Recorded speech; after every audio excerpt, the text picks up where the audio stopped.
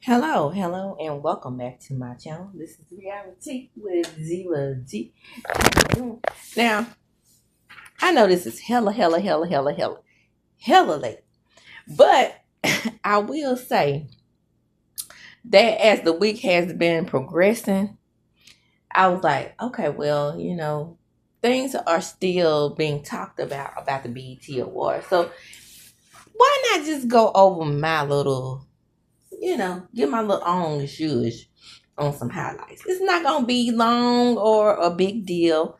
It's just that I wanted to say some things. Okay, congratulate the people. Um, I think his name is Leon Thomas. For the song, I'm a dog, I'm a mutt. I like that little song. Oh, take your time, don't you rush. Oh yeah, doo-doo-doo. Baby, I'm a dog. I'm a mutt. Yeah, and the guy that used to play on Victorious, yeah, he has an English accent. So that's why I didn't know who he was. I can't remember his name right now. But I'm just going to go over, some those iconic moments. So um, the show opened up with Kevin Hart, and Kevin Hart was a good host. I am glad they are trying to get back out of the ghetto and be more supportive of the black community and have us looking like a real award show again. So, also another reason why I was in no hurry to, go over these highlights that because, like I said, getting back to the days of old with the BET Award, the misogyny still bothers me. You know, the accolades that are given out to these player type individuals like Snoop, and we all know that Dre has this history with women, and he's the one standing there handing out the awards to um, Snoop, and it just it's almost kind of disturbing to me how these men have gotten away with being able to still move through the music industry the way they are. But it's something coming down the pike because when Dirty Dick got his little award, things start happening, and it's time for to me, it's time for Dre to get his come up as well. I don't see Dr. Dre, as being that much different from Diddy. Putting his hands on women, knocking women upside the heads, knocking them between the washer and the dryers, in the dishwasher, in the kitchen sink. I'm not impressed with this dude, and I just don't like to see him on my screen. We got videos. I mean, then doesn't he have some kind of Vanguard Award named after him for in the Grammys too? And I'm like, is that what we do in America? We know that these men have been, found guilty. We know what he did. His name D Barnes. We know what he did to D Barnes, so we know these things are facts. But yet and still, it is she who has disappeared from the scene, and he is very much still present. How the fuck does that work if it's not misogyny and patriarchy? But getting on back to the highlights that I mean, we have our tributes here, right? We have the 106 and Park tribute, and I enjoy B2K. I was never a fan of B2K. I was a fan of J Book, okay? And they did Bump Bump Bump, okay? And I actually enjoyed it. I mean, it was some nostalgia there.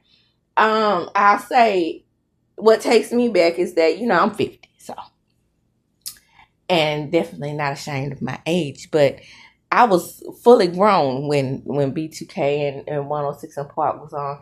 It just was a time in my life where I was, living as a single woman, living out my career. I always call that era when I was staying in my apartment, you know, my first real job. I always call that my Carrie Bradshaw era. So I was living my Carrie Bradshaw era during that time. I was young, but I wasn't a teen coming home like the rest of these kids talking about on the videos, coming home watching 106 in Park. It wasn't one of those things that I just had to watch.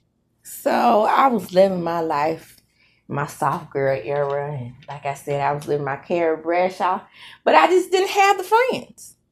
You know, I had friends, but I didn't have the friends where we would like constantly going out or constantly enjoying ourselves. A lot of things I did by myself. And I'm kind of like that now. I mean, it was just a good time for me, you know. But let me criticize these performances. Like I said, I enjoy B2K. Keyshia Cole, she sounded terrible. Okay, let's keep it real. I was like waiting on her to just come out of that. Ugh, that it wasn't good. And Ashanti, I enjoyed Ashanti's performance, and you know, Bow Wow was Mr. 106 in Park, and Maya, she did her thing. But y'all, look, let me tell you. Another thing is too, I didn't really like 106 in Park like that. And when I hear people talk about it, and I'm like listening to them talk about it, and I'm like, what really got on my nerves about 106 in Park is I really get it irritated me that they play the same videos over and over again. I if I saw the video once, and I'm that type about movies and things like that, I really like to watch things over and over again. And I don't know why that is, but like if B2K was like number one, and I knew they were gonna be sexy body, boom, boom, boom at the end, number one again, I was like, oh, again, I'm gonna watch this video. So a lot of times on 106 in Park, I was just moving the channels. If I came in my house, it would always be on. Like if I came in my house, I would watch. I could see my setup in my apartment now. I would come home and I would turn on the TV, and you know it would be on, and I'm okay with it. And then you know a lot of times B2K was like number one, and Bow Wow, and it was just annoying to me. And I just didn't like those. That was the video era around the time where I just was falling off with it. I think that's what it was. And then the Mew Mew Pew Pew singles were coming out like Maya. I mean, A. Marie did her performance, and all that's Mew Mew Pew Pew to me. Those types of songs, I just didn't like. I don't like that soft voice type of music. And then they were taking over on an era where I just really enjoyed. I was still into my Whitney Houston phase. I'm that R&B girl that likes good strong voices. The Kelly Prices and the Faith Evans and all them, and they were definitely falling off around the early 2000s. That time of, you know, hard singing was definitely falling off. And while Maya is quite talented to me, you know, I was just never a big fan of hers. And A. Marie, this whole controversy of her, you know, being her style being stolen by Beyonce. Beyonce to me is just a stronger performer. It might have been a thing where, you know, her style was taken and her career was taken over by Beyonce. I couldn't tell because to me she was a stronger performer. I'm no fun of Beyonce either. But I didn't really like that song. This one thing that got me in trouble. I didn't like that song. And that's that on that. Now let's get to the honors. Jamie Foxx, I mean, he talked too long. I was moved. I was touched. And then my sister was like, he can get on off the stage. He was entertaining, but it was too long. And he's the one to me who dragged out the show. Um, I'm not impressed with any performance that Mariah Carey does at this point. I'm sick of her. I'm sick of her being carried around like she's a delicate flower patch or whatever the case may be. I'm not impressed with Mariah Carey anymore, even though she came in through those 90s strong girl, singer, songwriter type era that I love so much. I'm, oh, dare I say, I just don't like Mariah Carey no more. I don't. I don't like those back in the day, those performances that she made where she was able to just glide across the stage and not give us any stage presence or anything like that. I think in a Beyonce kind of world, you kind of want to see something. I think that's what it is for me. And I'm just not impressed by her anymore. I mean, I'm glad she was honored. She deserved it. And okay, let's get into Kirk Franklin, y'all. There are some things that's going on with Kirk. He was honored, which was a fantastic thing. Kirk is the king of gospel music. Let's just keep it real. So where there's a king, there's gonna always be a court jester, right? So I was so happy to see my fellow Mississippian on the stage, Mr. Jamal Roberts. Shout out to him with Kirk. And Kirk did all his old hits. I personally I understand. I'm the type of person that gets tight. But I'm just not sure that this is segue into Deidre Hannon. I'm just not sure that Deidre Hannon is the right person to speak on Kirk and him receiving the honors. I do understand where he's coming from. The people do get tired because every single damn year it does seem like Kirk is getting honored for something. Even when it's like a hood type situation. And then he was like a little bit perturbed about Glorilla winning the award. But Glorilla, she had a big year. And we knew that she was going to throw. I think Glorilla can sing. I think they said she started out singing in the gospel choir. So we knew that at some point that she was going to have honors in her album repertoire with gospel music in it. And then it's just what it is. I mean, she's, like I said, she's had a big year, and all of her accolades she deserves. So I don't see what the big issue is. I do understand where he's coming from when he's saying that we are tired of seeing the same people in gospel music being recognized. Your Yolanda Adams, your Kirk Franklin, but again, I mean, right message, wrong messenger type thing, because he's done his shit, right?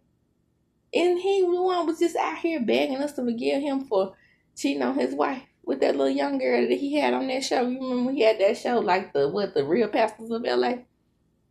He was on there, and he had been into some mess, or he had gotten into some things, and with these women, and he had I want to say for sure that he had left his wife, cheated on his wife, and then he was the one who was about to get married, and he had gotten his side chick pregnant. So then there's that. So he was out there asking for forgiveness.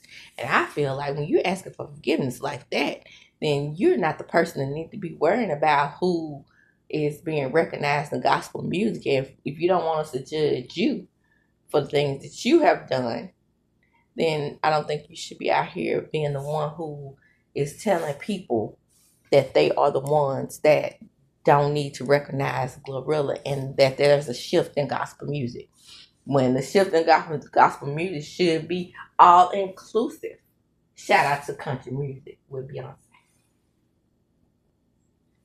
In my opinion. Let's see what else. Oh, and woo! Baby, when I tell you, I was so happy that Kendrick Lamar was there to receive his Album of the Year award. It just made everything complete for me because usually when you get a certain amount of status, shout out to Beyonce and Jay-Z and all of them, they don't come to the BET Awards. They don't come to the Black Award shows no more. And then they'll get on all these other platforms talking about how they don't like to, they're not being recognized as they should be on these white award shows when we give our artists their accolades. And that has always been a pet peeve of mine.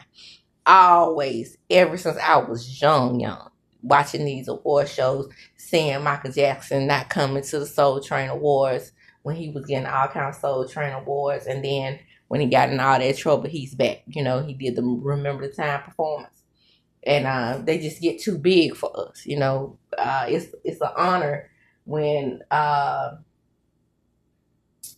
get these awards from the black shows when they're smaller.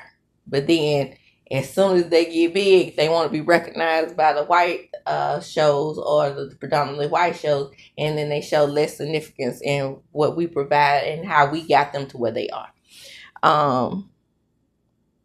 And that's how I feel on that. And next, we have Claressa Shields. Claressa Shields did not win the Woman of the Year award, the Sports Woman of the Year award, and I messed around and bit that darn orange before I knew it, because it was so good to me. And I couldn't resist it. Excuse me. I see my favorite content creators bite a little something every now and then. All the time. I was playing, since this was the last thing I was going to talk about, I was planning on waiting to bite that little piece of orange. But y'all, it was so good. I went on ahead and bit it before I knew it.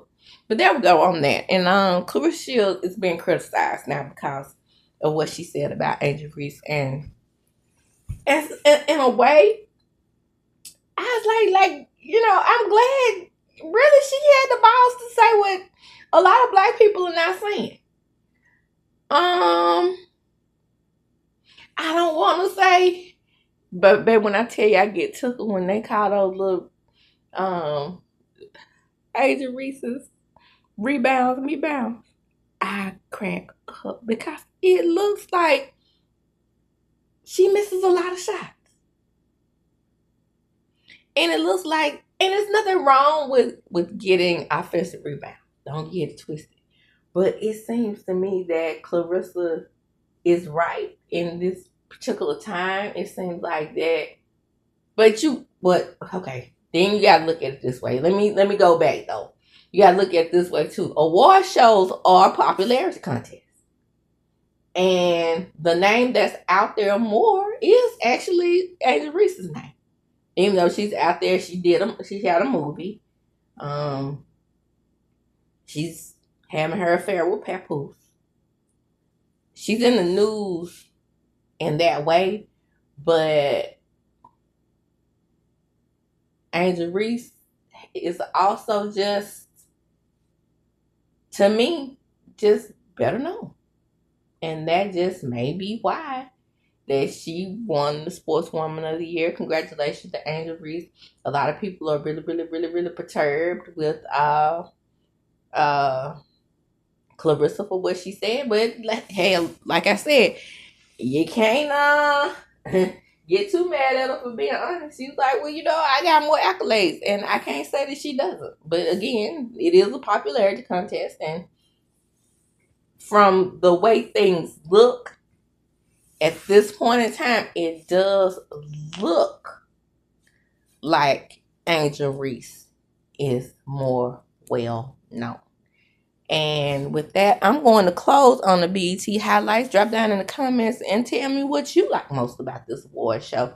Like I said, I don't have a whole lot to say about it. I just wanted to go over a few highlights, some things that I thought about the show and how I felt about how they actually treat women on these shows and the winners and the losers, and how I'm so very, very impressed with a whole lot of what happened on the show. I enjoyed the show. It's probably one of the best BET award shows that I've seen in years. It harkened back to the days of when Will and Jada came on there, and when we was just saying we want to honor our people for the people who are not honoring them. And it's almost also embarrassing to me how right now we are going through this transition in music where they are really showing their asses out about Beyonce coming into country music. How they have changed the categories to from traditional to contemporary and all these types of things. And we are still begging for a seat at the table. It's uniquely unusual to me that we are still doing this when we have our own things to do. If we concentrate on our own things and made our own things better, I really, really believe that they will come to us. Or just leave them over there. Okay? And with that, I'm going to close. Come on in, like, comment, subscribe to my channel, hit the notification bell button. You will be notified when I upload a video. Share the video. Why? Because sharing is indeed caring. I have some more tea coming up. We're going to talk about, eventually, like I said, we're going to talk about the Diddy trial over here on my channel. It's just that I want more of a overall wrap up. I don't need the daily breakdowns because it's not really giving anything. In these type of trials, just like with the O.J. Simpson trial, things don't really amp up until we get those closing arguments, in my opinion. Okay? And as I do when I close, I'm going to chunk them up. Deuces.